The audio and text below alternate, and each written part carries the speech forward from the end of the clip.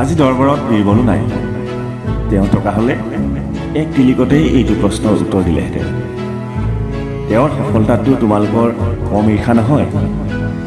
তেওঁৰ জ্ঞান বুদ্ধি স্বীকাৰ কৰাটো দূৰৈ কথা, তেওঁক তোমালোকে হিংসাহে কৰা। বাদশ্বাহ ৰ'ল। দৰবাৰ কাষ পৰি জিন গৈ আছে। বাদশ্বাহে আৰু কিবা কয় নেকি শুনিবলৈ ৰৈ একো নোকোৱা যেন দেখি বীৰবল সোমাই গ'ল আৰু বাদশ্বাহক অভিবাদন জনাই নিজৰ আসনত বহিলগৈ।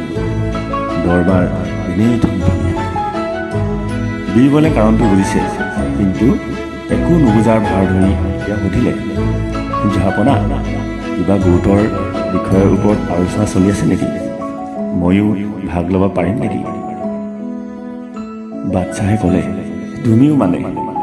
তোমাৰ বাহিৰে মোৰ হুৱে বাৱে